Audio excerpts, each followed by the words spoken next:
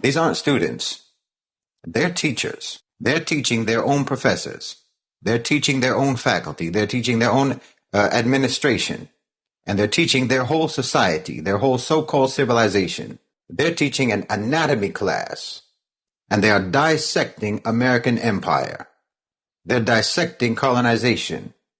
And they're showing you the human biology of racist colonialist oppression and the tumor, the malignant tumor of Zionism. They're teaching you how to remove that tumor. They're teaching a class on the surgical extraction of an ideology that has metastasized in the American body politic for over 75 years and that has been steadily destroying that country for decades.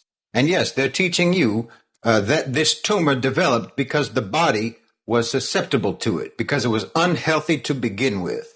You've been unhealthy for a very long time now. Those students who are the real teachers of Columbia University, of Harvard, of Berkeley, the Ivy League, and every other university campus that's involved in the protests, they're trying to teach you how to finally save yourselves. But we all know you're going to fight it. We all know that you're too arrogant and too stubborn and too sick to cooperate with your own treatment. Zionism and the neocons have become like a cancer in the American political brain. So no one expects you to think clearly. They're going to try to make you do one of two things. They're either going to try to make you give up, or they're going to try to make you sabotage yourselves. And they'll do this by violence. They'll do it by punishing you. They'll do it by rejecting your demands, by threatening you, by vilifying you, by misrepresenting you, by lying about you, by trying to make you think that they have the power to steal your future from you.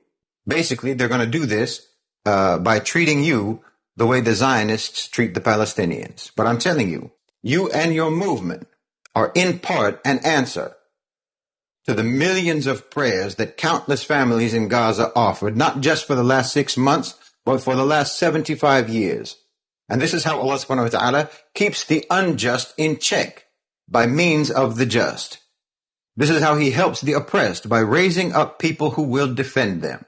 Their future depends on whether or not they cooperate with you in the cure that you're trying to offer them, the remedy that you're trying to get them to accept, so that they might finally purge their system and their society and their culture from the lethal toxins of colonization, Zionism, apartheid, and genocide.